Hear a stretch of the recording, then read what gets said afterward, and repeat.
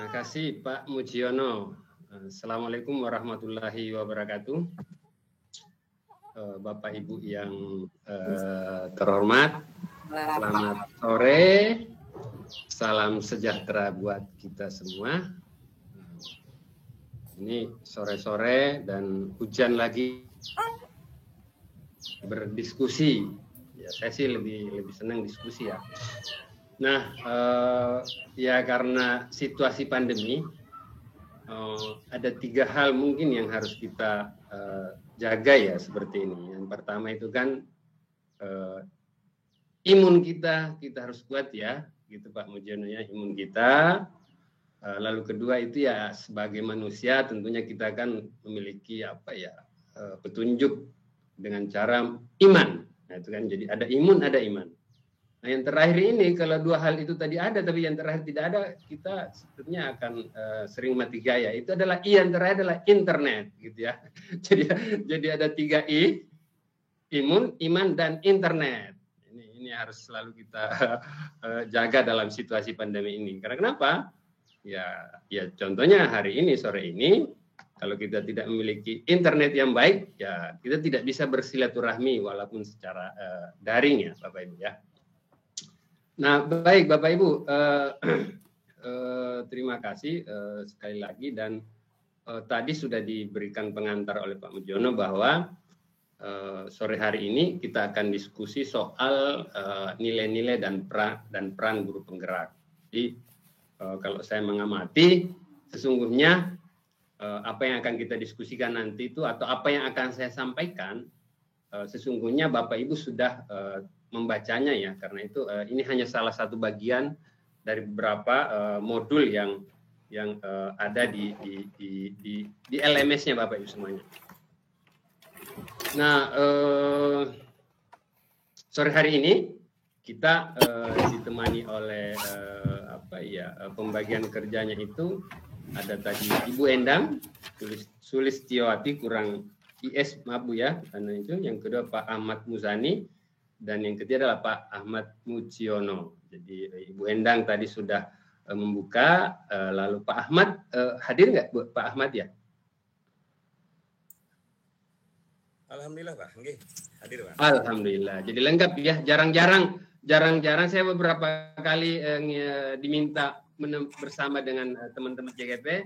Biasanya ada 1 atau 2 yang mungkin sedang bertugas di tempat lain.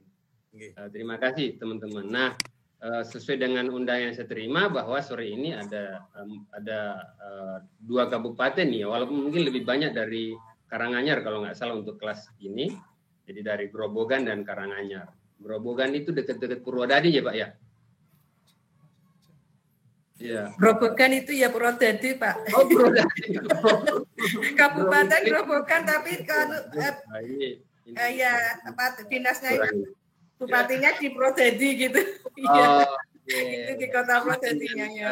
Ini Bapak Ibu ya, orang lebih mengenal Purwokerto daripada Majumas gitu ya. Iya. Ya, terima kasih. Oke, lalu kemudian, nah ini tadi sudah dikenalkan oleh Pak Mujiono. Saya itu sehari-hari kerja di salah satu lembaga swadaya masyarakat yang memang fokus di pendidikan atau fokus di anak, salah satunya di pendidikan ya. Tadi Pak Mujiono minta sedikit menjelaskan tentang program presisi. Setahu saya di Karanganyar ada itu saya program presisi. Ada nggak Bapak Ibu yang sekolahnya ikut di program presisi di sini? Adakah? Belum.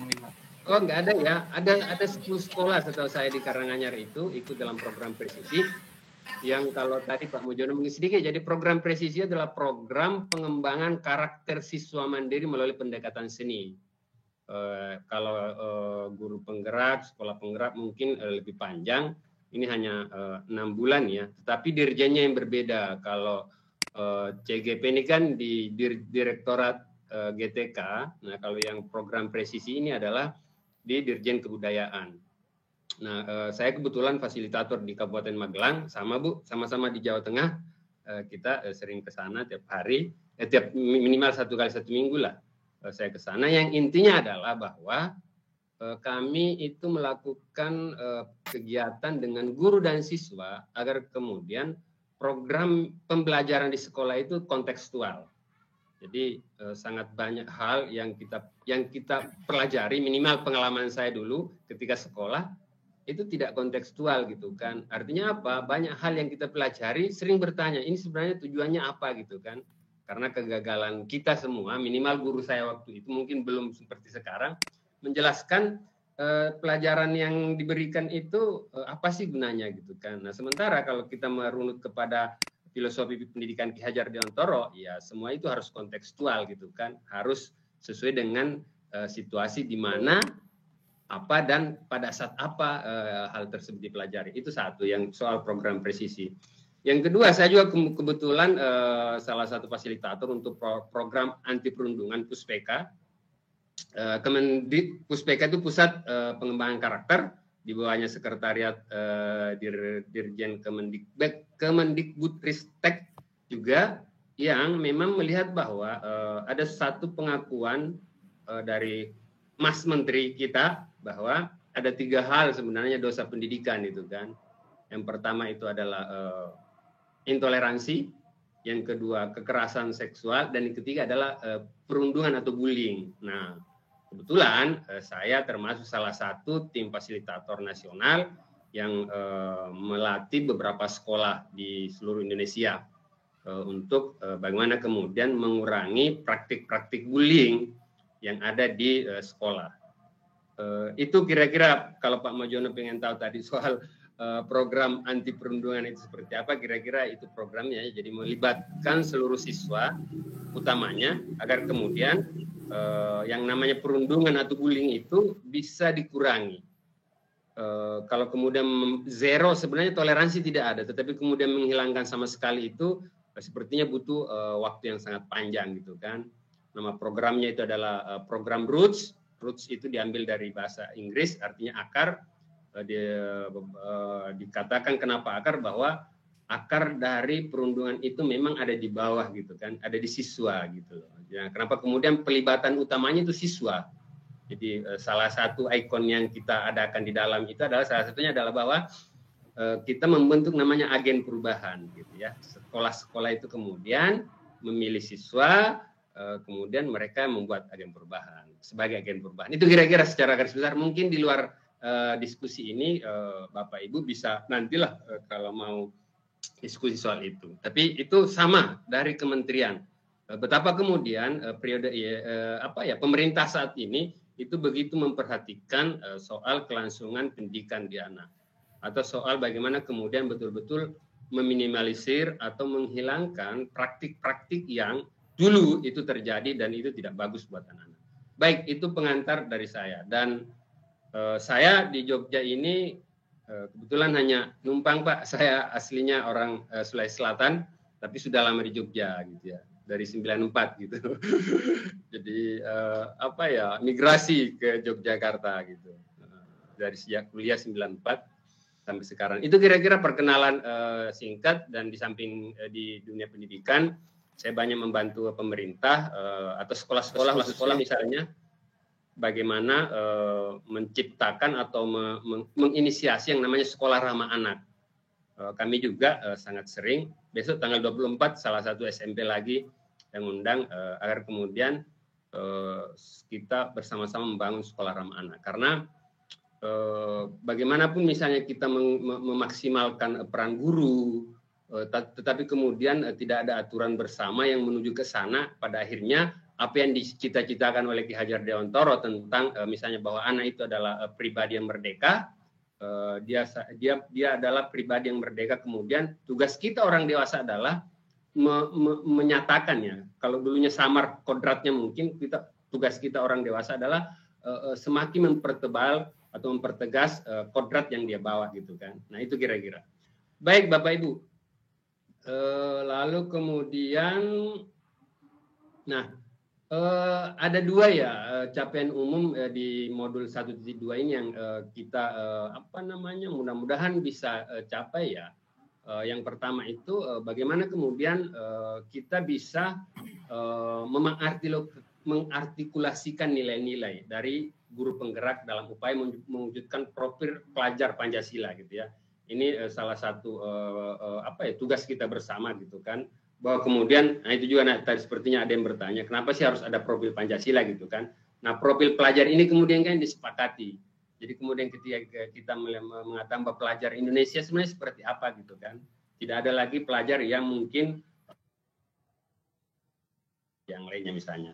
Nah, yang kedua adalah di samping itu adalah yang penting adalah kita bersedia untuk mempraktikkan peran nilai itu. Jadi ada soal kita artikulasikan nilai-nilainya, tapi bukan hanya sekedar itu gitu kan kita bisa mengartikulasi, tapi yang lebih penting adalah mempraktikannya di dalam kita sebagai guru penggerak. Nah, secara khusus kita mungkin ada 3 ya. Jadi sebenarnya lebih pada bagaimana memahami emosi kira-kira dan cara kerja otak dalam menumbuhkan nilai-nilai dan karakter. Itu yang pertama. Yang kedua bahwa pelajar Pancasila itu dalam kaitan dengan peran nilai ditumbuhkan lewat keteladanan. Jadi kata kuncinya ada di keteladanan, kemudian pembiasaan dan yang konsisten dan sistematik gitu loh. Jadi ini kemudian di samping kemudian kita akan meng-create profil pelajar yang Pancasila, tetapi kemudian dari sisi kita sebagai guru penggerak itu memang harus ditumbuhkan lewat keteladanan gitu kan. Ini pasti tidak akan keluar dari filosofi Ki Hajar Dewantara yang 3 itu misalnya itu kan. Kemudian dibiasakan dan konsisten secara sistematik. Nah, setelah itu kemudian bahwa program CGP ini menuntut kita itu aktif membuat makna dan mengambil pembelajaran yang positif. Jadi selalu kemudian secara aktif melakukannya gitu kan, bukan kemudian tidak konsisten gitu. Nah, itu kira-kira 2 hal capaian umum dan capaian khusus di pertemuan kita hari ini. Nah, capaian khususnya lagi dalam hal elaborasi ketika kemudian mengelaborasinya adalah bagaimana kemudian kita memahami bahwa emosi dan cara kerja otak menumbuhkan nilai-nilai dan karakter. Jadi dia tidak lahir serta-merta gitu. Bahwa kemudian emosi dan kerja otak itu akan mempengaruhi nilai dan karakter yang kita miliki gitu kan. Kemudian bahwa pelajar Pancasila itu ditumbuhkan lewat keteladanan dan pembiasaan yang konsisten dan sistematik. Jadi itu kira-kira ada kurang lebih 3. Kemudian bahwa kita harus selalu memaknakan ya, membuat makna atas apa yang kita lakukan dan mengambil lesson learn atau pembelajaran positif dari proses yang kita lalui. Lalu kemudian ini yang selalu kita ulangi di dalam setiap sesi di sesi di CGP ini, bahwa apa yang disampaikan Ki Hajar itu harus selalu kita selalu pegang kuat-kuat, bahwa pendidikan itu adalah menuntun segala kodrat yang ada pada anak-anak. Saya tadi sedikit singgung bahwa ada kodrat yang memang sudah dibawa oleh anak-anak gitu kan, sejak dia lahir, dan itu bukan pemberian siapa-siapa tapi pemberian dari Tuhan gitu kan. Agar apa? Agar anak-anak dapat mencapai keselamatan dan kebahagiaan yang setinggi-tingginya, baik sebagai manusia maupun anggota masyarakat. Jadi sebagai individu dia memiliki kodrat, kemudian kita yang menuntunnya agar kodrat itu semakin kuat, agar kemudian dia mencapai keselamatan dan kebahagiaan sendiri sebagai manusia maupun anggota masyarakat. Itu hal ini selalu menjadi pegangan penting kita ya di dalam menjalankan kegiatan ini. Lalu kemudian adalah selalu kemudian soal manusia merdeka gitu kan, dari apa sih sesungguhnya manusia merdeka itu gitu kan. Kalau kata Ki Hajar Dewantara adalah manusia merdeka yaitu manusia yang memiliki hidup dan hidupnya lahir atau batin tidak tergantung kepada orang lain, akan tetapi bersandar atas kekuatan sendiri. Statement ini disampaikan oleh Ki Hajar pada sidang PPPK yang pertama di Surabaya itu tahun 1928. Itu kira-kira bahwa Nah, dari sana kemudian ide merdeka itu kemudian lantas kita adopsi gitu kan. Ya, kemerdekaan itu memang berat. Dia bukan hanya terperintah saja, akan tetapi harus dan juga dapat menegakkan dirinya. Ingat tadi bahwa kita ini kodratnya adalah manusia merdeka gitu kan. Akan tetapi harus juga dapat menegakkan dirinya dan mengatur peri kehidupannya dengan tertib. Jadi bukan berarti karena manusia itu merdeka lantas dia kemudian bisa melakukan apa saja, tetapi kita sebagai manusia itu tentunya berbeda dengan makhluk ciptaan Tuhan yang lainnya gitu kan. Kita memiliki peri kehidupan. Dengan demikian peri kehidupan itu bisa membuat kita hidup secara lebih tertib. Nah, termasuk juga mengatur tertibnya perhubungan dengan kemerdekaan orang lain. Jadi dalam konteks hak asasi manusia, sesungguhnya orang itu pada dasarnya merdeka, bebas merdeka mau melakukan apa saja. Tapi ingat, kebebasan kita itu dibatasi oleh kebebasan orang lain. Karena kalau tidak, itu akan tabrak-tabrakan antara kebebasan masing-masing individu yang banyak itu, gitu kan. Nah, ini disampaikan juga pada peristiwa yang sama di Surabaya ya, tahun 1928 pada sidang PPKI. Nah, dalam konteks itu semua kemudian belajar idiom yang selalu kita gunakan itu kan ada merdeka belajar, itu ya. Ada kemudian belajar merdeka gitu. Itu kira-kira yang kita gunakan ya. Nah, apa sih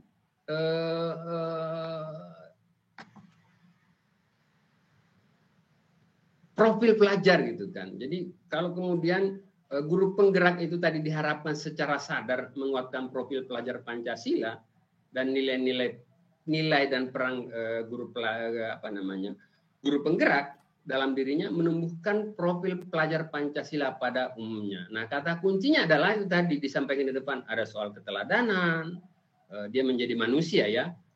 Bapak Ibu mungkin masih ingat ya, di mana namanya salah satu tujuan pendidikan, mungkin ada yang bisa menyampaikan yang dimaksud oleh Ki Hajar Dewantoro. Ada Bapak Ibu? Apa? Ada salah satu yang berkaitan dengan ini. Apa? Salah satu tujuan pendidikan menurut Ki Hajar adalah nilai-nilai luhur kearifan lokal, Bapak. Apalagi? Humanisasi gitu ya. Salah satunya adalah humanisasi, menjadi manusia gitu ya. Yang penting ya, betul Bu Santi, memanusiakan manusia. Jadi ada dua sebenarnya kalau kita mengacu kepada filsafat pendidikan, itu ada humanisasi yang disampaikan oleh Ki Hajar, yang kedua adalah yang disampaikan oleh Griarkarya, itu homonisasi gitu ya kira-kira ya. Jadi proses diri bergerak, menggerakkan. Nah, itu yang penting ya. Jadi itu pada posisi kita yang secara sadar menunjukkan itu. Nah, yang kedua adalah dari proses itu ada kerja otak dan emosi.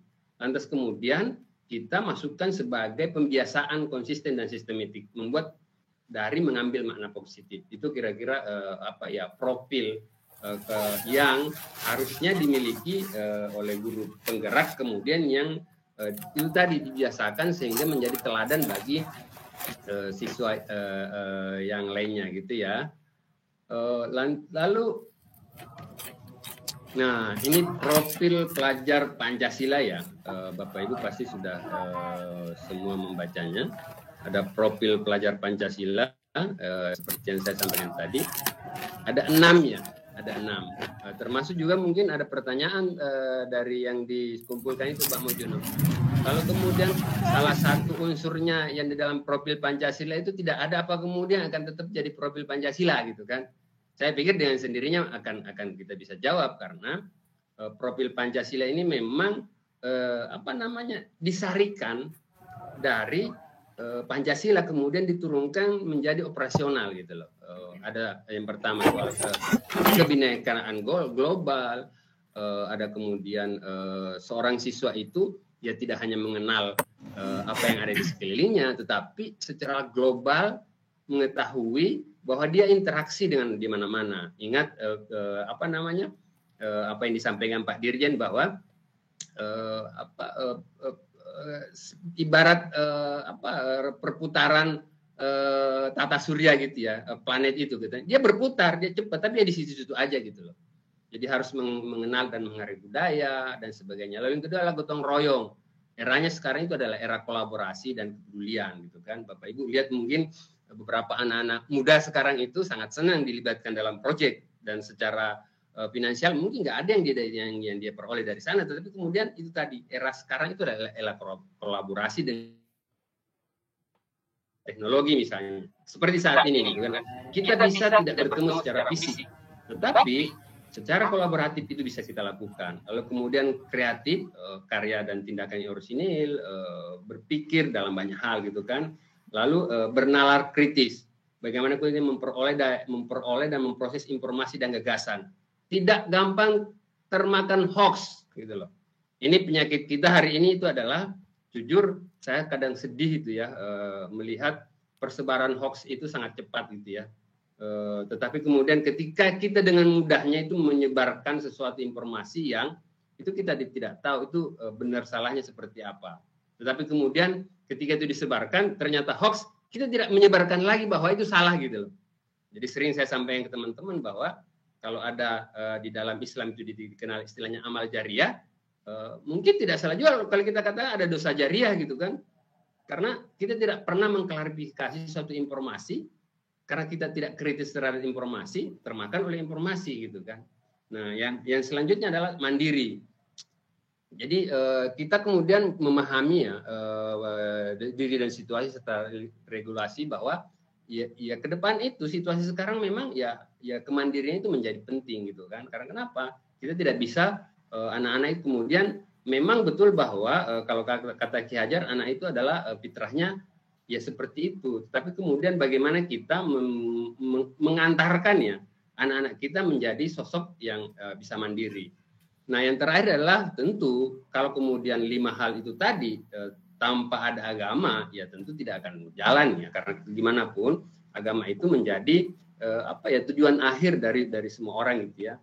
Jadi tapi agama itu tidak direduksi menjadi soal kewajiban menjalankan, misalnya kalau di Islam sholat saja, bukan itu saja gitu. Tetapi kemudian dari sisi akhlaknya, secara kemudian interaksinya kepada orang, interaksinya kepada alam, interaksinya terhadap bagaimana dia mendudukkan dia sebagai warga negara dalam konteks dia adalah orang yang beragama. Nah, itu kira-kira kurang lebih 6 sub atau bagian kemudian yang harapannya dengan berbagai macam program yang dilakukan oleh kementerian itu nanti kita perlahan-lahan bisa mewujudkan profil atau pelajar yang Pancasilais gitulah kira-kira, bukan dalam konteks menghafal nilai-nilai ya.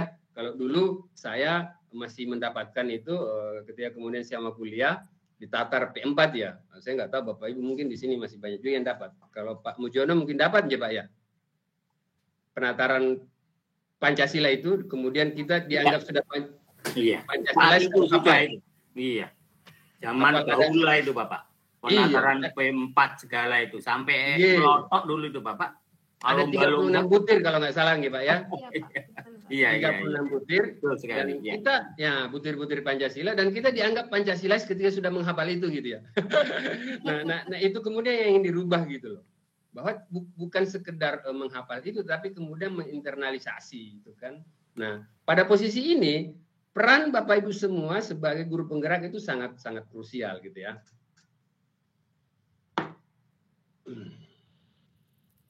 Nah, selanjutnya dari profil Pancasila kemudian kita mau melihat bahwa guru itu sebenarnya perannya ada di mana? Guru penggerak gitu kan. Guru penggerak itu ada di sentral ya, ada di tengah-tengah agar kemudian dia bisa setidaknya memiliki nilai yang mandiri.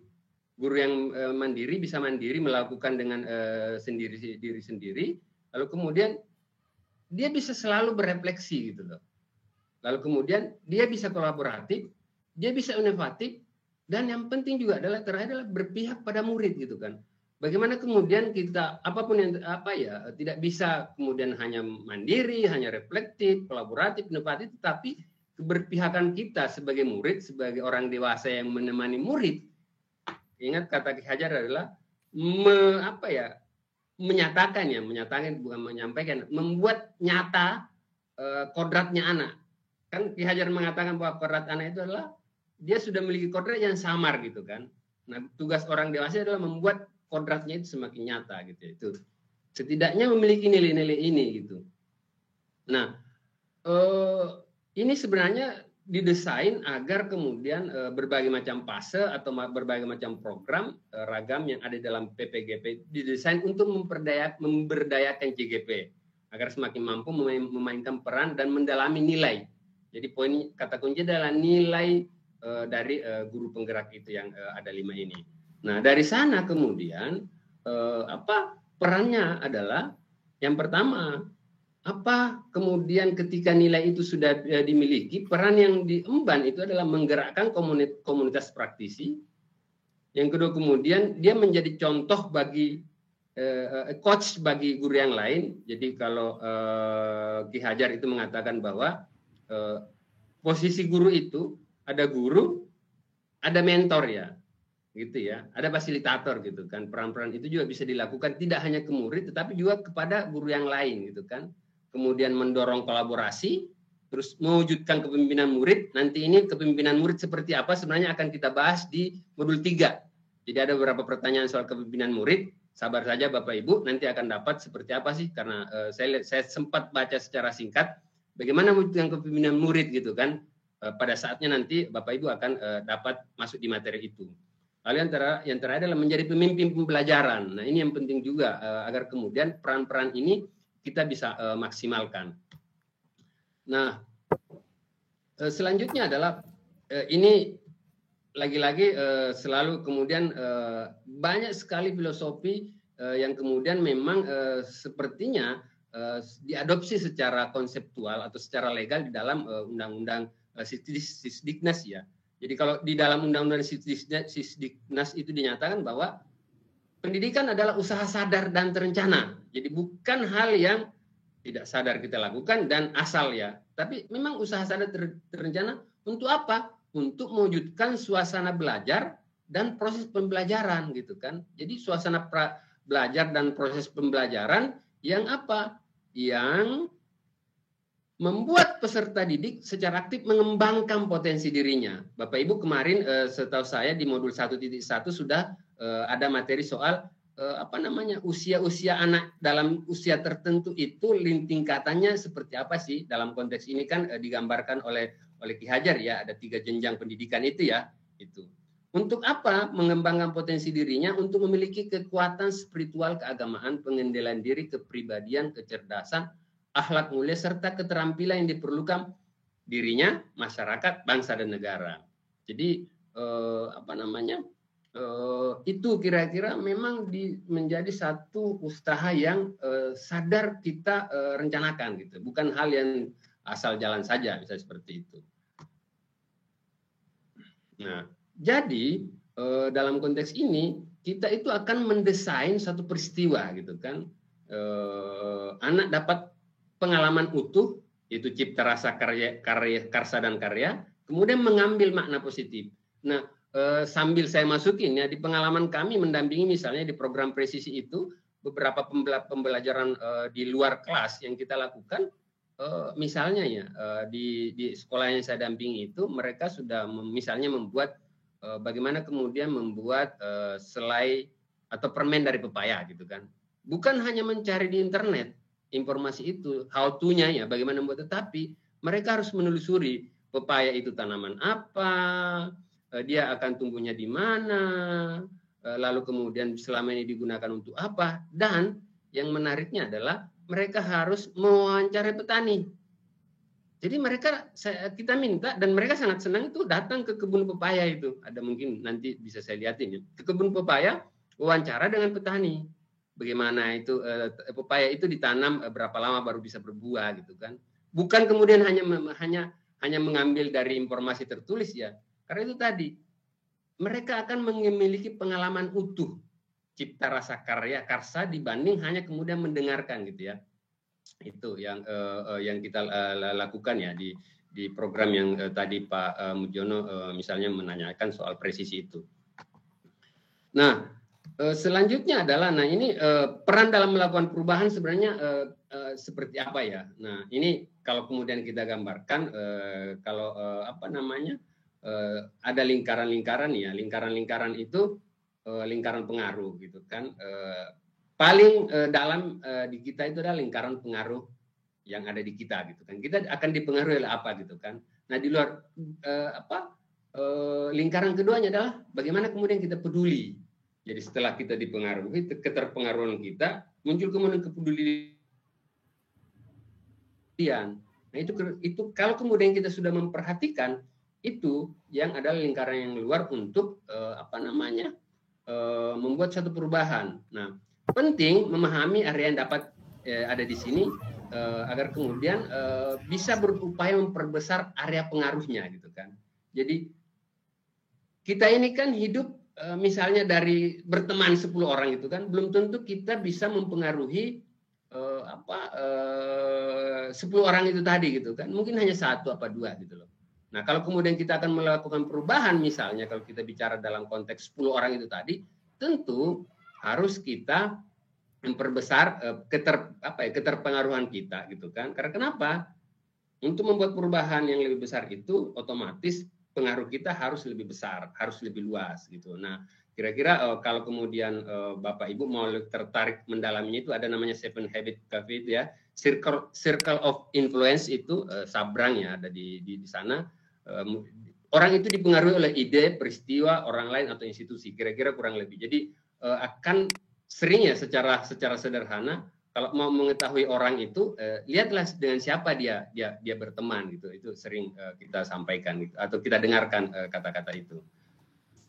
Lalu kemudian interaksi kita itu di dalam lingkaran pengaruh itu dari diri, orang lain, institusi atau lingkungan dan masyarakat. Kira-kira itu sumber keterpengaruhan kita, mulai dari pengalaman hidup kita sendiri, lalu kemudian pengalaman hidup orang lain, lalu kemudian pengaruh itu juga akan sangat dipengaruhi oleh tempat kita di mana kita beraktivitas. Lalu yang terakhir adalah lingkungan dan masyarakat. Nah, lingkaran ini harus selalu dibangun juga dengan cara menguatkan relasi kita. Dari relasi kemudian kita membangun komunikasi, lalu kemudian kita membangun kolaborasi dan kalau perlu berkontribusi gitu kan. Nah ini yang menjadi penting gitu. Nah, catatannya adalah bagaimana kita mempengaruhi diri sendiri terhadap satu peristiwa, mempengaruhi orang lain dan mempengaruhi institusi atau masyarakat gitu ya, di dalam lingkaran pengaruh ini. Nah ini ada relasi komunikasi, ada relasi, ada komunikasi, kemudian ada kolaborasi dan kontribusi. Jadi Bapak Ibu itu tadi era sekarang itu adalah era bagaimana kemudian kita membangun relasi yang sangat luas. Dari relasi itu kemudian kita bangun komunikasi yang kuat, kemudian kita bisa berkolaborasi, tetapi kolaborasi itu tentunya ada kontribusi dari kita di dalam komunitas atau masyarakat di mana kita berada. Nah, Ki Hajar memberikan ada 5 hal yang Ki Hajar sampaikan bahwa agar pendidikan itu yang bersandar pada pengetahuan, seorang guru perlu menguasai 5 jenis ilmu. Itu ilmu hidup batin, orang sebut psikologis, ilmu hidup jasmani atau fisik fisiologis, ilmu kesopanan etika, ilmu keindahan itu estetika, dan ilmu pendidikan itu pedagogis. Gitu ya. Bahwa manusia itu ada perasaannya, ada fisiknya, ada soal etikanya, estetikanya,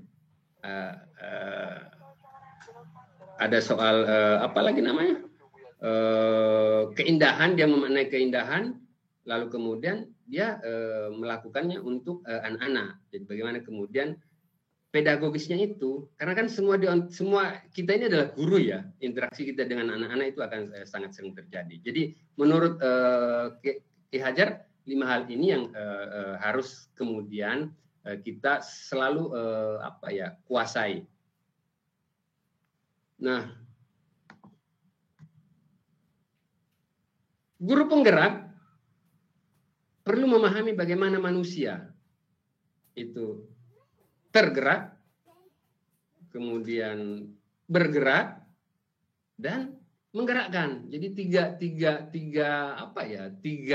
aktivitas utama ini ya memang harus dimiliki oleh teman-teman guru penggerak. Nah, kita selalu makin awas ya terhadap pikiran dan respon kita atas sesuatu. Jadi melihat satu persoalan itu akan sangat, yang kembali lagi tadi, kita dipengaruhi oleh siapa gitu kan. Oleh diri kita sendiri, lingkungan sekeliling kita, tempat kita bekerja, atau secara luas. Nah, kita ini atau teman-teman guru penggerak ini itu harus diasah untuk selalu melakukan respon atas sesuatu itu dengan apakah dia tergerak, bergerak, atau menggerakkan gitu ya. Ini beberapa konsep di 1.2. Jadi ada soal ingatan atau peristiwa, apa dan mengapa. Ini di modul kita. Lalu kemudian trapesium usia, nanti akan coba kita lihat. Tapi sepertinya Bapak Ibu juga sudah membacanya. Ada soal pikiran dan perasaan. Lalu kemudian di dalam pikiran dan perasaan itu ada soal diagram gunung es. Bapak Ibu sudah, kalau saya lihat di instruksinya sudah membaca itu. Bagaimana kemudian apa yang tampak itu sesungguhnya dipengaruhi oleh hal-hal yang tidak tampak gitu ya. Hanya berapa persen ya, kalau salah hanya sekitar 12% yang muncul itu. Tapi sesungguhnya yang tersembunyi di bawah itu lebih banyak gitu kan. Tetapi itu kemudian mempengaruhi pikiran dan perasaan kita. Sikap dan perilaku serta karakter kita itu juga akan sangat terpengaruh dari sana. Lalu kemudian, nah ini berpikir cepat dan berpikir lambat, itu soal kerja otak. Reaksi kita bagaimana terhadap satu peristiwa gitu ya. Lalu kemudian peran guru penggerak, mulai dari diri, belajar merdeka, ambil makna, positive thinking dan ataupun slow thinking. Jadi lagi-lagi lingkaran pengaruh itu kemudian akan sangat mempengaruhi kita. Bagaimana kemudian bisa kita belajar merdeka, kemudian kemudian selalu berpikiran positif atau kemudian berpikiran slow thinking. Nah, ini Bapak Ibu ada kuis ya, biar kita tidak ini terus. Saya coba kasih kuisnya. Bapak Ibu, ini. Nah. Bapak Ibu coba kita jawab bersama ya, tapi disimpan aja ya jawabannya nanti. Oke, apa sih kira-kira perasaan Bapak Ibu ketika melihat kuis ini? Kuis matematika, Bapak Ibu semua guru matematika. Harga total ayam bakar dan nasi adalah 21.000. Jika harga ayam bakar 15.000 lebih mahal daripada nasi, berapa harga nasi? Jika harga total ayam bakar dan nasi adalah 21.000. Jika harga ayam bakar 15.000 lebih mahal daripada nasi, berapa harga nasi? Jadi disimpan aja dulu ini, dicatat, disimpan baik-baik dulu. Itu ya. Bapak Ibu sudah catat soalnya ya. Harga total ayam bakar dan nasi 21.000. Jika harga ayam bakar 15.000 lebih mahal daripada nasi, berapa harga nasi? Oke. Saya lanjutkan karena ini materinya lumayan panjang. Tuliskan di jawaban di chat box-nya. Berapa Bu? Silahkan ditulis. Oke, 3.000, 6.000, 300, 3.000, 6.000, 4.000. Oke. Ini cepat semua karena guru matematika ya. Nanti kita lihat jawabannya.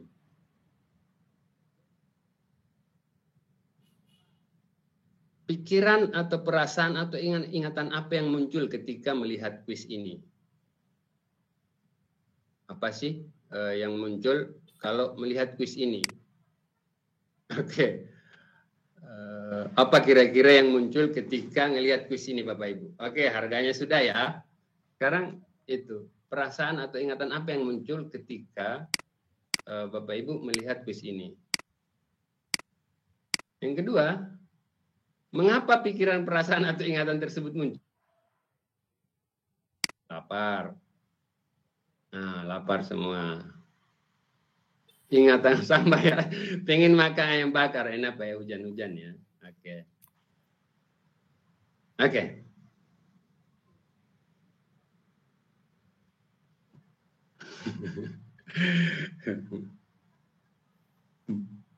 Oh, lesat, lapar, pengen makan ayam bakar.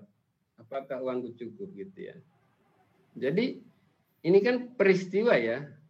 Bagaimana kemudian dari satu peristiwa langsung kemudian kita terbawa pada itu tadi, lapar, makan ayam, kenyang.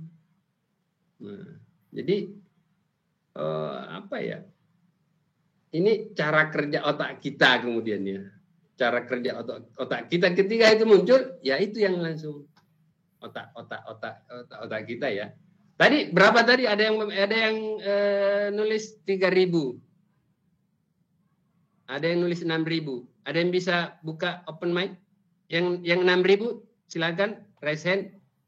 Open mic 1 yang 6.000. Silakan. Bu Neni, siapa? Ya, yang 6.000 dulu salah satunya. Ibu mohon maaf Pak Mujiono, mungkin bisa dipersilakan salah satunya, satu orang. Saya nggak lihat masalahnya. Monggo, Bu Neni Kusuma. Monggo, Neni. Terima Bapak. Berapa? Tadi Ibu nulisnya berapa tadi, Bu? 6.000. Nah, kenapa 6.000? Saya tadi hanya dari harga 21.000, kemudian saya kurangi 15.000 begitu. Oke. Yang 6.000 satu lagi, siapa? Yang 6.000 satu lagi. Bu Titik Rahayu, monggo Bu Titik Rahayu. Ya. Iya, tadi kan 15.000 lebih mahal daripada nasi. Jadi saya enggak hitung sambelnya, Pak. Jadi 21 dikurangi 15. Sambel lalapan. Oke. Baik, yang 3.000. Ayo yang 3.000. Silakan. Monggo Pak Mujiono dipilih sinten. Pak Danang. Oke, 3.000. Pak Danang monggo. Karena kalau harga ayam sama dengan nasi berarti 3.000. Kalau 15.000 lebih mahal berarti ya 3.000 ditambah 15.000. Itu sih alasannya. Oke. Sinten malih Pak? Pak Ya. Danang. Setunggal malih. Istiqomah, Ibu Istiqomah. Maaf Pak, tadi sama jawabannya dengan Bapak ya. Sama. Bu Agustin, monggo. Ya Pak, saya menjawab 3.000. Tadi saya umpamakan ayamnya X, nasinya Y. Setelah saya hitung-hitung itu selisihnya kalau 15.000 lebih mahal berarti kan X-nya 18, nah Y-nya 3.000. Jadi nasi 3.000. Selisihnya itu 15.000 begitu. Oke. Ada juga kayaknya 4.000 Pak tadi itu. Salah yang 4.000 deh. Yang 4.000 monggo, yang 4.000 tadi. Burita kah? Monggo Burita. Bukan Pak, saya 3.000 jawabnya. 3.000. Oke, baik ya. Oke, ini sedikitan aja ya. Nah, kita lihat berapa sih? 3.000 ya. Jawabannya 3.000 gitu ya. Tapi itu tadi bukan 3.000 ya sebenarnya. Tapi 6.000 aja dibayar itu Pak. Keliru kita anunya itu ya, menghitungnya gitu kan. Nah, kira-kira kalau penyelesaiannya kayak gini Bapak Ibu ya. Oke. Ayam bakar tambah nasi 21.000. Terus yang kedua ayam bakar sama dengan 15.000 plus nasi. Sama. Jadi ayam bakar itu 15.000 tambah nasi gitu. Ayam bakar tambah nasi 21.000. 15.000 tambah nasi 21.000. Nah, itu ya.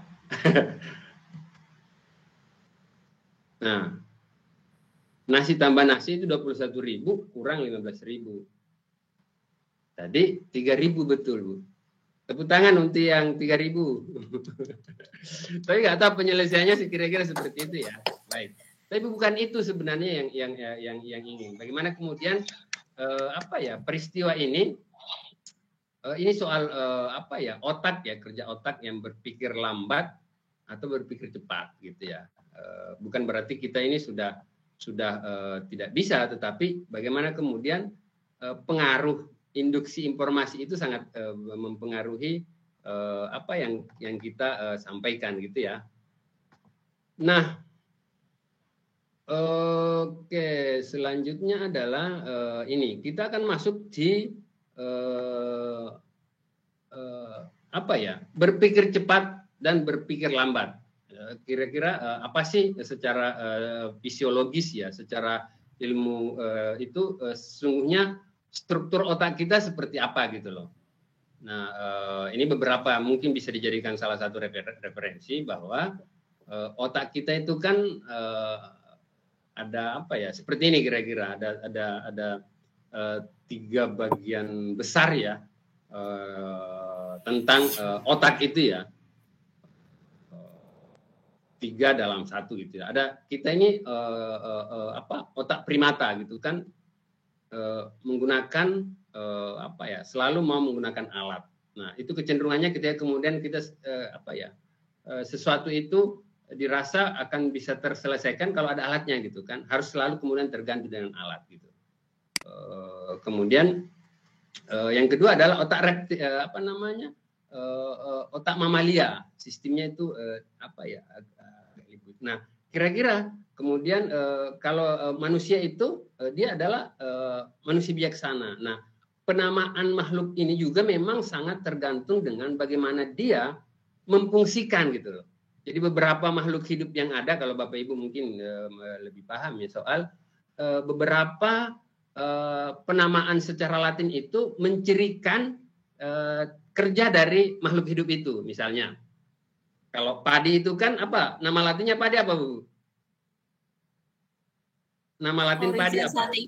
Oryza sativa. Itu kan makanan pokok atau padi gandum dibudidayakan. Ya, dia memang konteksnya ke sana itu. Kemudian Paradisia apoda itu atau cendrawasih ya, burung surga tak berkaki. Nah, manusia itu adalah Homo sapiens, manusia bijaksana. Manusia berciri demikian. Nah, kemudian otak luhur itu kita kemudian kan dinamakan Homo sapiens. Karena kenapa? Kita itu diharapkan Homo sapiens itu kan artinya manusia bijaksana, gitu ya. Kita menggunakan otak bijaksana kita. Nah, kalau misalnya Bapak Ibu mau tahu kira-kira berapa besar sih otak kita itu, ginikan aja Bapak Ibu. Ini jarinya Bapak Ibu diginikan. Seginilah otak kita itu kira-kira. Gini nih otak kita ya. Kalau kita kemudian mau memegangnya, karena kita tidak tahu berapa besarnya ya. Nah, ini yang kedua, kalau kemudian otak primata itu sangat kompleks ya gerakannya. Kalau reptil itu dia bagaimana kemudian bisa soal dia bisa hidup gitu kan. Dia kecenderungannya untuk bertahan hidup karena dia memang ya di situ yang digunakan gitu kan. Lalu kemudian ada otak mamalia, dia emosi. Nah, bedanya kita dengan yang lainnya itu ya di situ pada penggunaan otak kita, dan kita adalah diciptakan sebagai makhluk untuk bersikap bijaksana. Itu kira-kira yang berkaitan dengan struktur otak kita semuanya gitu ya. Lalu ini tadi ada di depan saya sampaikan ada berpikir cepat, bagian batang otak dan sistem limbik atau diprogram untuk mengkonservasi energi. Jadi dia kalau melakukan sesuatu itu kan terkadang apa ya, bisa dengan sendirinya gitu kan, dan itu alamiah gitu. Mungkin lebih kepada kalau dalam gerakan itu kita refleks ya, tetapi kemudian, nah ini tadi lagi-lagi tadi ketika kemudian di soal kita itu, ketika melihat soal itu kan langsung makan gitu kan, langsung kenyang gitu yang dipikirkan tadi itu kan, langsung hujan-hujan enaknya makan gitu kan, tapi sayang katanya hanya ada di gambar gitu kira-kira. Nah itu reaksi cepat kita, berpikir cepat, yang sayangnya memang belum kita terkadang. Nah, jalurnya itu aksi reaksi. Lalu sistem yang kedua itu adalah berpikir lambat gitu kan. Bagian otak luhur untuk berpikir strategis kreatif. Metakognitif, kemudian memakan banyak energi. Jadi Bapak Ibu bisa merasakan misalnya pada saat apa kira-kira yang Bapak Ibu sebagai guru sangat lelah itu. Apa aktivitas di sekolah yang membuat Bapak Ibu merasa sangat lemah, sangat capek gitu? Ada yang bisa open mic?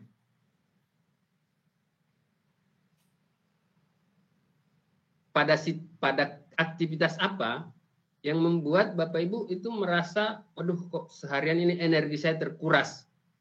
Itu apa? Aktivitas. Ya, silakan Ibu Rita. Baik Pak, waktu ini ya Pak ya, waktu mata pelajaran praktek Pak, seharian itu ketika belum pandemi ya, itu jam 7 sampai jam 3 itu pegang mapel praktek Pak, menjahit. Sangat capek sekali. Iya itu ya, jadi ya tidak ada masalah, tetapi memang ya karena itu ada di dalam diri kita ya, sebagai manusia gitu ya. Jadi ada buku mungkin kalau Bapak Ibu mau lebih mendalami mengetahui itu, ini ada bukunya, Thinking Fast and Slow, itu lebih lebih lengkap bisa Bapak Ibu dapatkan di sana. Nah, bagaimana kemudian kita memanfaatkan sistem yang kedua itu tadi, berpikir slow, tetapi kemudian itu pilihannya adalah pilihan sadar gitu loh. Jadi bukan berarti berpikir cepat itu lebih baik. Tidak juga, karena dia biasanya itu refleks, aksi reaksi gitu kan. Dengar, oh kamu seperti ini, langsung marah misalnya gitu kan. Nah, bukan itu yang sebenarnya yang harus kita kembangkan, tetapi yang adalah berpikir thinking slow, berpikir lambat, tetapi aksi yang kita lakukan itu adalah respon yang terukur, pilihan atau putusan sadar gitu ya. Itu ya sebenarnya yang dimaksudkan di sini, berpikir lambat dan berpikir cepat gitu, karena kemudian dua hasilnya itu berbeda gitu. Kalau yang pertama itu berpikir cepat itu lebih pada reaksi, nah berpikir lambat itu adalah respon, tetapi kemudian pilihan yang dihasilkan itu adalah pilihan-pilihan yang sangat strategis misalnya seperti itu. Nah, kita kemudian otak itu kan semacam apa ya, programnya, intinya ya, inti dari diri kita itu apa kemudian diprogram untuk mengklasifikasikan situasi menjadi ancaman atau aman. Insting itu akan bereaksi secara lebih cepat dibanding menganalisis apa sebenarnya yang terjadi, apakah itu betul-betul ancaman atau bukan. Nah, berpikir negatif adalah naluri yang alami, jadi biasa saja. Bapak Ibu lagi-lagi kalau mau memperdalam itu ada bukunya, Emotional Intelligence, bisa dicari mungkin untuk lebih memperdalam itu. Nah kayak gini nih contohnya, apa namanya, ini ada contoh soal, Ibu membeli 3 telur, Ibu akan membuat kue. Apa yang harus dilakukan Ibu agar telur itu tidak habis? Gimana Bu? Jadi soal ini sepertinya soal SD ini. Ibu membeli 3 telur, Ibu akan membuat kue. Apa yang harus dilakukan Ibu agar telur tidak habis? Nah anak-anak ya karena cepat diresponnya ya tidak usah bikin kue, gitu kan? Pertanyaannya aneh katanya gitu loh. Gitu ya. Itu kemampuan anak-anak ya segitu gitu kan. Lalu selanjutnya ini ya, Ini beberapa contoh ya bagaimana kemudian pemikiran anak-anak. Isilah dengan jawaban yang tepat dan benar. Kata bergerak dengan cara. Itu diterbang. Alat geraknya adalah kaki. Ya ditulis kakinya gitu kan. Kupu-kupu bergerak dengan cara terbang. Alat geraknya adalah sayap. Itu apa ya? Ya karena anak-anak kemudian ini kan soalnya kemudian belum apa ya? Belum sampai ke sana kemudian analisanya anak-anak seperti itu. Pohon mangga berkembang biak dengan cara apa itu? Daun gitu. Lalu kemudian oke. Nah, acuan yang kedua adalah kita harus menyadari bahwa emosi menentukan bagaimana kita mengambil keputusan gitu. Dengan kata lain, pengetahuan atau keputusan yang kita ambil itu kemudian Bapak Ibu misalnya dalam konteks CGP ini ya, sampai pada tahap ini apa sih yang Bapak Ibu rasakan gitu kan? Mengikuti berapa kali training online ini gitu. Sudah apa yang dirasakan itu? Sampai pada tahap ini Bapak Ibu boleh nggak 1-2 mungkin bisa menyampaikan sampai pada tahap ini Bapak Ibu merasakan apa di dalam program CGP ini? Ada yang bisa raise hand?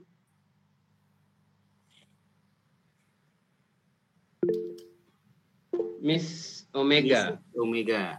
Silakan. Ya, yang saya rasakan saya bangga ya Pak. Dan tadi baru saja saya pendampingan, saya juga bilang sama pengajar praktiknya kalau kemarin saya yang dari misalnya lihat teman saya bisa bikin apa yang bagus, saya semula bilang bagus men, tapi sekarang saya sudah ke arah yang wah gimana caranya bisa bikin bagus ya gitu. Oke. Jadi itu ya ibu sendiri mengalami proses itu ya. Kalau dulu kemudian bagus hanya sekedar takjub gitu aja selesai gitu ya. Tapi kemudian sekarang apa gitu kan. Oke, lalu kemudian pengambilan keputusan dimulai dari sistem limbik yang mengelola emosi kita. Ada tadi itu soal otak. Otak menerima banyak input yang harus diproses setiap saat. Begitu diberi kesempatan, otak pasti akan mengotomatisasikan kerjanya dan masuk ke sistem satu. Memilih yang mudah dan kelihatan. Itu manusiawi ya soal itu ya. Ini roda emosi, ada gembira, ada takut. Nah, kira-kira Bapak Ibu saat ini pada titik yang mana ini Bapak Ibu? Mungkin yang lain yang belum bisa open mic ini. Dari gembira dari roda ini beberapa titik-titik besar. Bapak Ibu ada di mana kira-kira? Bisa boleh open mic. Silahkan. Tahap gembira, Pak. Tahap gembiranya di mana? Di gembira karena apa? Senang atau tenang atau apa? Atau optimis atau apa? Gimana Bu? Sebelum Pak Lutfi. Ibu siapa tadi? Wiwin, Pak. Ya, silakan. Tadi apa tuh? Gembiranya karena apa sekarang saat ini? Saat ini merasa gembira karena dalam mengikuti program CGP ini, apa yang saya pelajari dari modul 1 dan modul 1.1 dan modul 1.2 ini saya banyak sekali mendapatkan pengetahuan tentang pembelajaran Ki Hajar Dewantara serta nilai-nilai dan peran guru penggerak. Saya banyak sekali mendapat ilmu di CGP ini. Saya benar-benar merasa bertambah pengalaman dari yang semula saya belum mengetahui tentang membuat kanva atau apa itu. Okay. Dan sekarang saya bisa mencobanya dan merasa puas dengan hasil yang saya kerjakan, Pak. Seperti itu. Oke. Selanjutnya Pak Lutfi. Boleh Pak Lutfi. Silakan. Baik, terima kasih Bapak. Ya, perasaan saya ini gembira. Gembira. Karena apa ya dari penjelasan tadi dapat mengkoneksikan antara materi 1 1.1 kemudian ke 1.2. Dan secara perlahan itu sebagai bentuk nyatanya. Itu. Oke.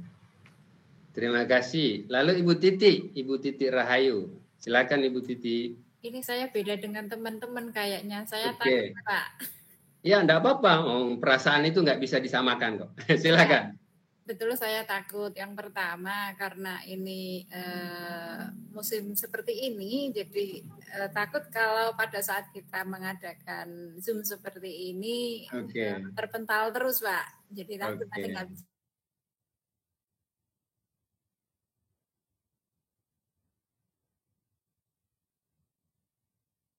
Oke. Terima kasih Ibu Titi. Masih ada Ibu Neneng? Silakan. Bapak, terima kasih sekali. Mungkin ada yang sama, ada yang beda. Yang saya tambahkan mungkin yang terkejut ini. Ternyata filosofi dari Ki Hajar Dewantara itu begitu mendalam juga. Sehingga perlakuan setelah mengikuti TGP, saya mempelajari tentang nilai dan perannya. Subhanallah. Betul Pak, perlakuan ke siswa itu betul-betul berubah. Istilahnya kita menghamba kepada murid, bagaimana kita mengantarkan anak-anak kita dengan merdeka belajar. Ternyata anak-anak merasa lebih enjoy dan materi juga masuk dengan istilahnya berbeda dengan yang kemarin. Karena kita semuanya kita serahkan pada siswa tanpa masih kita tuntun sampai mereka bisa mengenal merdeka belajar untuk emosinya. Alhamdulillah sekarang sudah berbeda Pak. Jadi bahagianya saya merasa beruntung sekali bisa TGP ini, banyak sekali pengalaman baru juga referensi pengetahuan yang menambah pengetahuan khususnya diri saya. Sekali lagi terima kasih Bapak. Oke, terima kasih Ibu Neneng. Masih ada dua, Ibu Istiqomah dan Suparjo ya Pak. Suparjo ya, dua aja ya karena waktunya tinggal dikit. Silakan Ibu Istiqomah. Iya Pak, terima kasih. Perasaan saya itu ikut CGP ini khawatir Pak. Terus terang saya khawatir tidak bisa menyelesaikan semua tugas-tugas dan tidak bisa melaksanakan peran saya secara maksimal begitu. Oke. Terima kasih. Satu lagi tadi terakhir Pak, siapa ya? Oke, nggak ada lagi ya. Nah gini Bapak Ibu. Nah yang harus kita latih itu adalah bahwa Pak Suparjo tadi ya, silakan. Monggo Pak. Bisa Pak. Monggo, silakan. Apa situasi Bapak roda emosinya saat ini? Ya happy Pak. Happy ya. Perasaan happy. Itu tadi semakin membuka kita wawasan kita mengenai pemikiran Ki Hajar Dewantara. Sehingga kita terus minimal kita merubah di ruang-ruang kelas yang ada di sekolah kita, minimal itu tadi sesuai dengan pemikiran Ki Hajar Dewantara, memanusiakan manusia, menghamba anak. Artinya kita sebagai model Pak. Kalau kita bisa dicontoh, misalnya itu insya Allah nanti anak-anak secara otomatis dia akan senang. Nah itu tadi, menyenangkan anak sesuai dengan alam mereka, ini ternyata efeknya nanti sangat besar Pak. Sehingga secara bertahap itu nanti bisa kita laksanakan itu Pak. Sehingga ini sebenarnya ini kalau kita praktekkan mungkin tidak secara sekaligus, tetapi secara bertahap nanti ini nanti akan membuat itu tadi anak-anak senang, tetapi di sana nanti anak-anak beradabnya sesuai dengan Ki Hajar Dewantara itu akan terbentuk Pak. Terima kasih Pak. Terima kasih Pak Suparjo. Nah baik, saya ingin menggarisbawahi bahwa mulailah kita mengenal bahwa emosi-emosi besar itu tadi, senang, gembira, takut, terkejut, itu sebenarnya masih ada subnya di bawah ya. Nah hal ini penting agar kemudian kita bisa lebih mengenali juga apa yang terjadi dengan tentunya karena kita berhadapan dengan murid gitu loh. Jadi emosi-emosi itu tidak hanya sekedar yang besar-besar itu tadi, tapi misalnya tunduk itu juga salah satu cara bahwa mungkin dia tunduk karena takut gitu kan. Marah itu tidak harus selalu marah gitu kan. Dia misalnya bisa saja dia agresif gitu loh. Nah itu kan perwujudan dari emosi-emosi yang harus kita tangkap, memperkaya bahwa itu adalah emosi itu kan bukan berarti marah ya. Emotion itu kan bukan, kalau emotion itu bukan marah, emosi. Kita itu kan menerjemahkan emosi sebagai marah ya, bukan itu maksudnya. Tetapi kalau bahasa Inggrisnya itu kan angry, marah. Kalau marah ya. Nah, emosi itu kan perasaan. Nah, itu sebenarnya yang kemudian kita perkaya agar kita semakin bisa mengenal anak-anak gitu kan. Anak-anak ini seperti ini, dia sebenarnya kenapa sih? Oh, misalnya tenang, mungkin dia gembira gitu kan. Oh, misalnya bingung atau kecewa, dia sebenarnya apa? Terkejut dan takut. Itu kira-kira hal yang mungkin kita selalu mengasah, memperluas spektrum dari emosi yang besar itu tadi, gitu ya. Lalu ketiga adalah melampaui mekanisme lawan, lari atau tak bereaksi. Jangan terjebak. Nah, ini hari-hari ini banyak kita satu persoalan yang lagi dibahas itu kan tentang kekerasan seksual di lingkungan perguruan tinggi gitu kan. Faktanya memang banyak orang yang menjadi korban dan nge-freeze istilahnya kalau anak-anak itu. Jadi pilihannya dua gitu kan. Kita melawan atau terjebak gitu. Nah, kita harus lampaui mekanisme itu gitu agar kemudian pikiran kita itu tidak stagnan gitu kan. Kita harus sering melakukan latihan gitu kan untuk menemukan reaksi pikiran atau emosi, tanda-tanda yang ada di badan. Jadi seringkali kita memberikan porsi lebih pada berpikir cepat karena lo berpikir lambat perlu berlatih secara sadar. Jadi itu tadi ya, berpikir lambat dan berpikir cepat gitu ya. Nah, berpikir cepat itu bukan berarti lebih bagus gitu kan untuk hal tertentu, tapi berpikir lambat itu yang kemudian memang harus dilatih. Lalu kemudian yang keempat itu adalah jangan lawan otak Anda, tapi kenali gitu lah. Otak kita itu tidak bisa dilawan, tapi dikenali. Otak kita itu sudah sangat tua. Usia kita itu apalagi dengan sekarang. Jadi bagian-bagian tertentu itu sudah ada yang serupa otak primata, ada otak mamalia, otak reptil. Jadi memang harus kita memberikan penyesuaian agar kemudian bisa kita adaptasi ya. Biasakan thinking slow. Oke, ini kira-kira kalau kemudian diagram gunung esnya ya. Betul tadi yang sadar itu di kita itu yang terlihat hanya 12% ya. Saya tadi agak ragu apakah saya keliru ya. Nah, di bawah sadar itu yang 88% gitu kan. Itu sayangnya 12% itu sangat kemudian menjadi gambaran bagaimana kemudian karakter kita gitu kan. Itu kemudian kebiasaan, lalu kemudian perilaku kita gitu ya.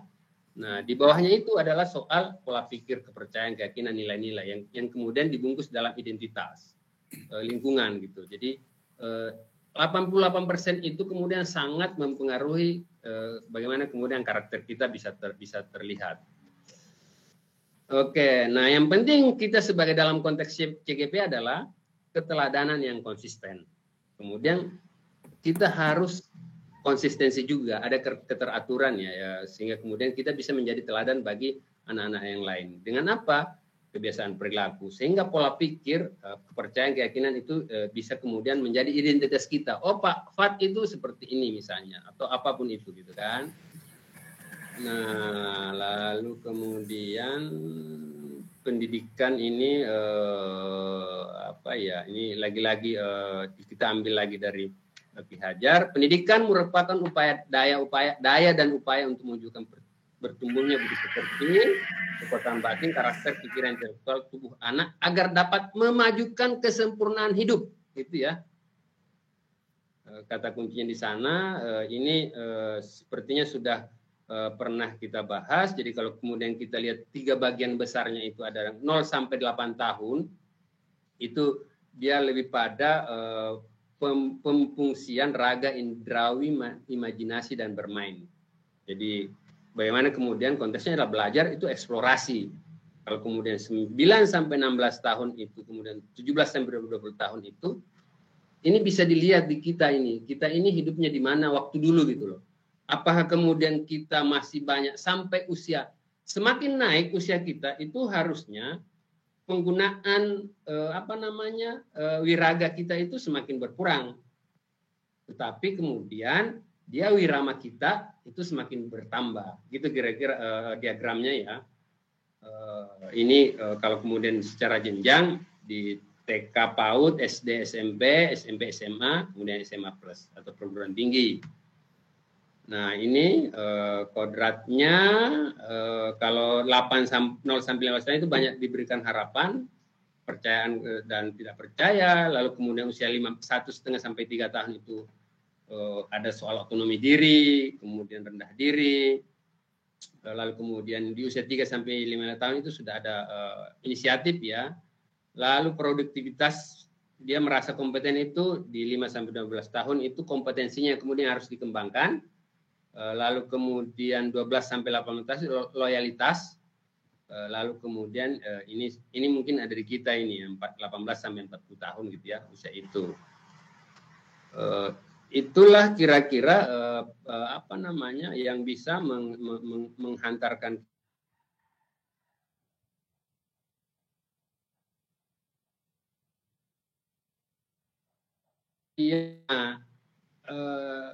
kembali lagi di sini di nilai guru ada 5 nilai, kemudian perannya itu juga ada 5 yang selalu kemudian harus kita tetap pegang teguh. Nah, di fase modul 1 itu, modul 1 sampai 2 itu akan banyak berpihak pada murid. Ya, kalau Bapak Ibu mencermati materi-materinya itu lebih pada penekanannya pada murid. Kalau kemudian fase 3 dan 4 sampai fase 3 dan 4 itu ada yang peran yang lain dan nilai yang lain yang dikembangkan. Ini karakternya, kita berharap dengan proses seperti itu kemudian karakter peran nilai kemudian yang kita bangun itu akan mempengaruhi lahirnya profil pelajar Pancasila. Nah, ini siklus belajar. Jadi mulai dari mengalami, kemudian mengungkapkan, mengolah, menyimpulkan, menerapkan. Daur belajar ya kira-kira seperti itu. Ini salah satu yang dipraktikkan di salah satu sekolah di Jogja, namanya Sanggar Anak Alam. Lalu kemudian terakhir membiasakan berpikir lambat itu sulit, tapi tidak mustahil. Jadi ingat tadi ya, berpikir lambat versus berpikir cepat. Lambat itu bukan berarti lambat kemudian dia konotasinya jelek, tapi hasilnya itu kemudian dia sangat reflektif. Oke. Lalu kemudian, nah itu Bapak Ibu terakhir sebelum kita tutup mungkin ini kami ini hanya instruktur hanya meringkas ya dari bacaan Bapak Ibu semuanya yang saya yakin materi secara fullnya sudah dibaca. Sebelum nanti akan ada refleksi, kira-kira ada hal yang ingin disampaikan atau direfleksikan. Untuk pertanyaan-pertanyaannya terpaksa nanti saya lihat satu persatu mungkin teknisnya gimana, apakah saya isi langsung di LMS atau bagaimana. Karena terus terang Bapak Ibu beberapa pertanyaan itu ada di modul sebenarnya. Beberapa itu ada di modul ya tentang cara ya. Yang kedua ada yang berkaitan dengan kebijakan gitu ya. Itu kira-kira Pak Mujiono silahkan sebelum atau saya selesaikan untuk sesi refleksinya sekalian ya. Kami membutuhkan ini silahkan di refleksinya ini ada 4 hal yang dimohon untuk Bapak Ibu isi. Saya akan bagi linknya di Jamboard. Saya akan bagi linknya di sini.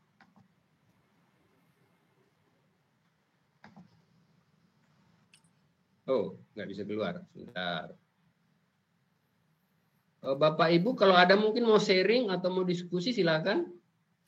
Sambil saya kopikan ini. Monggo Pak Mujiono. Oke, ya terima kasih. Sambil menyampaikan link refleksi, Bapak Ibu bisa langsung bertanya langsung, kasih kesempatan. Kemudian nanti soal-soal yang terkumpul seperti tadi Pak Fakhdudin kita, instruktur kita nanti akan membalas di LMS nggih Pak nggih. Sekarang langsung saja karena pertanyaannya banyak banget gitu ya. Banyak banget Pak. Iya, Pak Sarwan monggo, kesempatan Pak Sarwan. Izin menyampaikan. Saya dari Sarwan dari Kabupaten Karanganyar, Pak. Oke, Pak, monggo Pak Sarwan. Ya. Ada pemikiran ataupun apa namanya unek-unek ya. Mengapa pemikiran KHD ini setelah 100 tahun itu berlalu, kemudian sekarang baru dicoba untuk digali ulang, didalami, kemudian dipandang relevan untuk diterapkan sekarang gitu, Pak. Oke, terima kasih. Oke. Sekalian aja mungkin. Oke ya. Tadi sepertinya masih ada Pak Mujiono. Masih Pak Sarwan tadi, baru satu. Monggo yang lain. Kayaknya ada dua yang raise hand. Nah, Mufi Asuki. Mufi, Pak Mufi. Mufi. Ya. Monggo. Nah, ini Pak, terima kasih atas waktunya. Waktu saya dulu sekolah di SMP, Pak ya, sampai SMA itu kan ketika awal masuk PPDB itu kan kita sudah penataran P4 itu sebenarnya bedanya apa dengan profil pelajar Pancasila. Pada saat itu hampir semua calon peserta didik baru itu sudah hafal, bahkan itu hafal namanya butir-butir P4 yang merupakan implementasi dari nilai-nilai Pancasila. Kemudian setelah itu hilang lagi dan ini muncul lagi. Sebenarnya untuk pengamalan nilai-nilai Pancasila itu saya SMP tahun 92 itu, Pak. Apa beda jauh dengan profil pelajar Pancasila atau mungkin zaman dulu baru teori sekarang implementasinya atau bagaimana itu, Pak? Terima kasih, Pak. Oke, terima kasih. Dua dulu ya. Bapak Ibu sambil ini ya karena waktunya pendek, silahkan Bapak Ibu klik link yang saya kirimkan di kolom chat, diisi refleksinya ya. Ada 4 hal yang diminta soal itu masih muncul di layar. Silakan. Bisa nggak terbuka Pak Mujiono linknya? Mudah-mudahan bisa ya. Bisa, Pak. Bisa ya. Tapi jawabnya bingung, Pak. Apa? Jawabnya nulisnya. Enggak. Oke, sebentar. Saya gini, Bapak Ibu. Apa sih hal yang paling menantang ya? Tentunya bagi seorang pendidik ya. Ditulis aja apa kira-kira yang paling menantang, Bapak Ibu. Terus waktu situasi menantang itu terjadi, apa yang Bapak Ibu rasakan gitu kan? Tantangan apa gitu loh? Misalnya, bisa nggak sih saya menerapkan nilai dari CGP itu salah satunya gitu kan? Tapi jangan itu gitu kan? Misalnya gitu loh. Perasaannya seperti apa? Pesimis misalnya karena enggak ini. Kemudian, nah, apa pembelajaran yang Bapak Ibu ambil dari proses ini, dapatkan dari situasi sekarang. Nah, kira-kira setelah mendapatkan materi ini, Bapak Ibu apa yang pertama yang ingin dilakukan? Gitu. Bisa dipahami? Mohon maaf Bapak, itu tidak bisa ditulisi. Diklik Bu, diklik tanda tambah di pojok kanan bawah. Oh, diklik, itu ada di samping gambarnya Ki Hajar Dewantoro. Diklik, bisa ya? Nah, diklik saja di kolom subjek tulis namanya Bapak Ibu, nama dan asalnya, lalu kemudian bisa, isinya. Oke gitu ya. Oke, saya kembali ya ke pertanyaan tadi yang pertama gini Bapak Ibu. Kenapa sih baru sekarang setelah 100 tahun itu kemudian baru kemudian kita kok baru pada saat ini kembali dengan serius menggarap ya atau mengrekontekstualisasi pemikiran KHD. Jadi saya juga mungkin pada akhirnya saya harus ngomong bahwa ini kan sangat tergantung dengan kebijakan nasional tentang pendidikan gitu. Itu satu.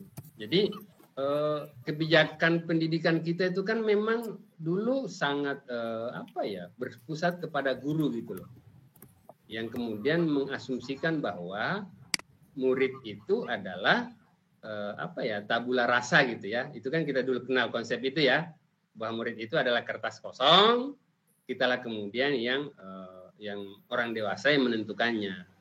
Nah sebenarnya tidak seperti itu gitu kan. Jadi Ki Hajar Dewantoro kalau Bapak Ibu ingat modul 1.1 itu tidak setuju dengan konsep itu. Bahwa murid itu, anak itu lahir memiliki kodrat yang merdeka. Kemudian dia memiliki kodrat yang memang masih samar. Kemudian kita orang dewasa atau guru yang membantu agar kodrat yang samar itu atau kemerdekaan anak yang samar itu, kita orang dewasa yang membantu untuk membuat semakin nyata gitu loh, karena dia samar gitu itu kira-kira. Itu satu. Yang kedua, memang selama ini politik pendidikan kita itu kan sangat reformasi kemudian itu membuat banyak berubah, itu harus saya sampaikan. Itu satu. Yang kedua, dorongan dari masyarakat sipil, dari non pemerintah, dari masyarakat luas lah kira-kira untuk melihat bahwa kita ini kok pendidikan kita seperti ini gitu loh. Realitas kontekstual kita gitu kan. Bapak Ibu, contoh sederhana seperti ini. Bagaimana kemudian profesi-profesi tertentu itu digambarkan itu lebih dominan dari profesi yang lainnya. Ini bisa kita lihat misalnya.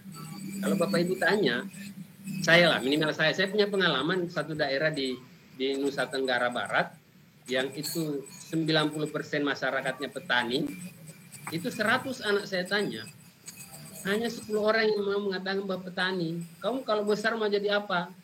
Yang lainnya itu dokter, pilot, tentara, polisi gitu kan. Hanya 10% yang mau mengatakan tani. Ketika saya tanya kenapa? Ya lagi-lagi memang kembali bahwa yang lain yang memilih cita-cita yang lain merasakan bahwa ya petani itu kan ya sosok yang tidak dalam tanda petik makmur, kaya dan sebagainya gitu kan. Nah, itu salah satunya gitu kan. Nah, kemudian sejak 2003 ya kalau kita perhatikan tadi Undang-Undang Sisdiknas 20 itu ada kemudian perubahan soal tujuan pendidikan yang memang sedikit banyaknya juga itu mulai mengadopsi pemikiran Ki Hajar Dewantoro. Terus terang, pola-pola selama ini itu banyak digunakan oleh sekolah-sekolah swasta sebenarnya. Itu yang harus kita lihat. Dan yang terakhir yang paling saya ingat betul dan itu dekat dengan saya ya. Kebetulan dirjennya itu dulu teman saya, teman satu perusahaan, satu kantor lah dengan kami dan dia memang sangat setuju dengan apa yang ada di KHD gitu kan. Salah satunya sering diskusi soal itu. Sangat prihatin dengan situasi pendidikan yang itu tidak memanusiakan kita gitu kan. Bagaimana kemudian itu tadi profesi itu ada kelas-kelasnya gitu kan. Karena itu diajarkan dari awal gitu loh. Kemudian di dalam kelas banyak hal yang diajarkan itu tapi peserta didik nggak tahu ini sebenarnya gunanya buat apa gitu kan. Contohnya misalnya rumus matematika gitu. Bapak Ibu kan ada nih banyak matematika itu kan. Bagaimana kemudian tantangannya adalah menyampaikan kepada anak-anak bahwa rumus ini atau bilangan ini itu bisa kalian aplikasikan pada kehidupan sehari-hari gitu loh. Ingat tadi pendidikan itu harus kontekstual gitu kan. Bukan mengawang-awang misalnya. Nah, yang terakhir adalah penyeragaman pendidikan gitu kan. Saat itu kemudian kita tahu pola-pola pendidikan itu ya sama semua gitu loh. Padahal anak itu berbeda, memiliki karakter tersendiri. Nggak usah anak-anak kita di sekolah gitu loh. Anak-anak kita sendiri saja 4 orang misalnya itu semuanya berbeda. Nah itu yang akan kita samaratakan. Nah itu sebenarnya yang dikoreksi oleh Mas Menteri sekarang itu kan. Walaupun prosesnya kalau kita mau perhatikan betul itu ada mulai sedikit demi sedikit ketika Undang-Undang Sisdiknas itu ada di 2002. Itu ya kira-kira Bapak Ibu ya. Nah yang kedua adalah soal butir-butir Pancasila gitu kan. Ini saya nggak tahu apakah Bapak Ibu semua mengalami ya. Dulu itu konteksnya adalah butir-butir Pancasila itu kan lebih pada hafalan gitu kan. Ada 36 butir. Kalau orang sudah menghafal itu sudah dianggap sebagai sangat Pancasilais gitu kan. Nah itu kemudian digodok ulang kembali oleh salah satunya yang saya tahu betul adalah PUSPK ya, Pusat Pengembangan Karakter. Bagaimana kemudian menggodok profil Pancasila yang tidak sekedar itu menjadi hafalan gitu kan. Dan yang kedua adalah itu dibutuhkan oleh anak-anak kita. Karena gini Bapak Ibu, tantangan kita itu adalah kita itu mengajarkan sesuatu hal. Ini kan kurikulumnya. Bapak Ibu kan sekarang pegang kurikulum 2013, gitu ya. Bapak Ibu pedoman pengajarannya adalah 2013. diajarkan 2021 ini agar kemudian anak-anak itu diharapkan bisa menggunakan ketika 2020 sekian ke depan atau mungkin 2020, 2030 gitu loh. Itu kan lompatan waktunya yang enggak luar biasa gitu kan. Nah, itu problem sebenarnya. Nah, kemudian kebetulan memang pemerintah kita khususnya Pak Menteri ini memang sangat akomodatif terhadap berbagai macam usulan dari masyarakat, khususnya soal pendidikan. Dan beberapa konsep Ki Hajar itu digunakan di negara lain, walaupun misalnya Ki Hajar juga tidak, dia juga mengadopsi dari beberapa konsep di Montessori misalnya gitu ya. Jadi kira-kira seperti itu. Ada banyak persoalan, ada banyak situasi, bukan persoalan, situasi yang membuat kemudian pemerintah mereaktualisasi pemikiran atau konsep pendidikan oleh Ki Hajar Dewantara. Itu ya Bapak Ibu. Masih ada yang sulit mengisi ya? Oh, sudah pada masuk ke ini. Mohon namanya ya Bapak Ibu ya. Namanya ditulis. Gitu, kalau ini belum selesai bisa nanti dilanjutkan. Saya ingin menutup sesi ini karena udah jam 5:05. Jadi poin yang paling besar, yang paling harus kita asah itu adalah soal satu itu pengembangan berpikir cepat dan berpikir lambat. Berpikir cepat itu walaupun mungkin kalau kita dengarkan itu sepertinya konotasinya positif, tapi sesungguhnya dia hanya akan sangat reaktif gitu kan. Sementara berpikir lambat itu akan menghasilkan satu keputusan yang taktis dan strategis. Nah, hal-hal ini kemudian bisa menjadi landasan mulai melatih teman-teman atau Bapak Ibu guru sebagai CGP. Nanti pelan-pelan lah, karena ini masih modul 1.2, masih banyak hal, masih sampai 3.3 Bapak Ibu. Ada 10 modul. Ini Bapak Ibu baru modul kedua, itu satu. Yang kedua, beberapa pertanyaan yang disampaikan tadi, karena sayangnya saya dapatnya itu siang. Saya minta maaf tidak bisa jawab satu persatu. Tapi saya melihat secara garis besar, secara cepat, beberapa pertanyaan itu sangat, pertama itu ada sebenarnya di dalam modul ya, ada beberapa pertanyaan itu sudah ada di dalam modul. Yang kedua, ada pertanyaan yang teknis. Nah, terus terang untuk hal yang teknis itu misalnya apakah masih akan disupport oleh pemerintah setelah ini, saya terus terang tidak bisa menjawabnya gitu ya, kira-kira seperti itu. Tapi luar biasa pertanyaan-pertanyaannya. Ada beberapa pertanyaan yang pada akhirnya nanti Bapak Ibu akan seiring dengan proses ini akan pasti dengan sendirinya akan tahu tentang itu. Gitu Pak Mujiono, terima kasih banyak Bapak Ibu. Mohon maaf tadi karena ini memang materinya sangat panjang. Perlahan-lahan diskusinya saya masukin di presentasi saya sendiri. Gitu Pak Mujiono. Ya. Matur suwun. Ya, terima kasih Bapak sudah diringkas dengan diskusi ya, tadi langsung membersamai dengan diskusi ya. Bapak Ibu, tentu saja kita akan semakin masuk ke dalam ya, karena waktu mungkin nanti Pak Fakhrudin bisa memberikan nomor kontak di chat nanti biar rekan-rekan CGP kalau ada sesuatu yang perlu dipertanyakan lagi, yang perlu didalami, nanti bisa langsung lah secara personal, secara individu, kontak langsung. Izin nggih? Nggih Pak. Bisa. Oh, ini Pak, saya langsung. Cat ya. Ya. Oke. Pesan dari panitia Bapak Ibu, buka kamera, foto, dokumentasi. Oke. Pak Mujiono. Mari Bapak Ibu yang belum memunculkan wajah cantik gantengnya 0821301920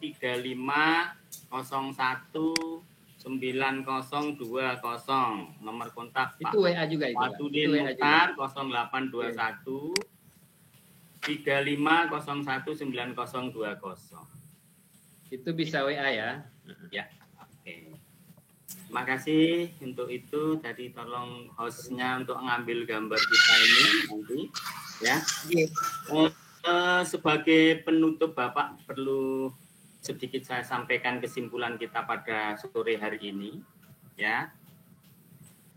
Terima kasih atas paparannya untuk lebih memahami materi dari Bapak Instruktur kita, Bapak Wahyudin Mukhtar.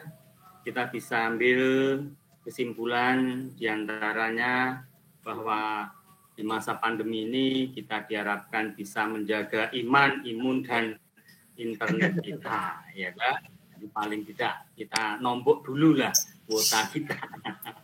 Nanti akan ada rezeki, entah kapan itu si admin nanti akan kirimkan. Moga aja lancar-lancar saja. Kemudian pencerahan tentang program presesi dan program apa tadi anti perundungan tadi sedikit kita bisa terbuka. Nanti Ibu Bapak silahkan melihat lagi apa itu program presesi dan program anti perundungan lebih luas lagi. Capaian umum maupun capaian khusus. Capaian umumnya kita diharapkan bisa mengartikulasikan nilai-nilai dan peran guru penggerak itu, ya. Kemudian mempraktekkan peran dan nilai guru penggerak itu. Ya, capaian khususnya tentu saja kita bisa memaknai bagaimana nilai-nilai dan peran guru penggerak itu, ya Bapak Ibu, dan kita bisa merefleksikannya. Sedikit mungkin tadi kok kenapa baru 100 tahun, mungkin hasil refleksi yang panjang dari para pemikir-pemikir pendidikan kita, ya, sehingga kita kembali lihat kita itu punya tokoh besar, ya. Kita lihat rupanya pas sekali Bapak Ibu. Ya mungkin saya nambahin itu saja, dan kita diharapkan senantiasa untuk ber dan menggerak, ya. Tergerak, bergerak, dan menggerakkan. Dari Pak Wahyudin tadi mengharapkan kita bisa melaksanakan itu. Kemudian dari diskusi-diskusi tadi kita dibawa ke dalam roda emosi, ya, roda emosi kita itu tadi dengan pancingan gambar ayam bakar tadi. Saya juga salah Pak, tadi saya ngitung 6.000, ya kan? Rupanya 3.000, ya kan? Nah, berarti memang kecerdasan kita itu perlu diasah dan diasah lagi. Dan kita diajak untuk refleksi tentang peristiwa, ya toh? Tentang perasaan, pembelajaran, dan penerapan yang tadi di link tadi. Semoga apa yang kita dapatkan pada sore dan petang hari ini dapat menambah pemahaman dan wawasan kita ke depan. Pengalaman ini mari kita bawa ke anak didik kita, ke rekan-rekan sejawat kita, baik itu atasan maupun rekan guru, stakeholder yang lain. Saya kira itu, terima kasih sekali, dan waktu kami kembalikan ke host. Monggo, Bu. Oke, Bapak, terima kasih atas atensi tadi membersamai Ibu CGP yang hebat-hebat. Semoga tetap semangat Bapak Ibu, dan semoga materi yang disampaikan instruktur bisa diterapkan di sekolahan Ibu Bapak masing-masing. Semoga menjadikan berkah untuk sekolahan kita maju lebih maju lagi, dan kita bisa berkolaborasi dengan ekosistem yang ada di sekolahan kita untuk mewujudkan dunia pendidikan kita yang lebih unggul lagi Bapak Ibu. Mohon maaf atas mungkin kesalahan kata atau apapun dari kami. Wabil taufik saya akhiri, wabil taufik walhidayah. Wassalamualaikum warahmatullahi wabarakatuh. Salam guru penggerak. Salam. Terima kasih. Wassalamualaikum warahmatullahi wabarakatuh. Waalaikumsalam.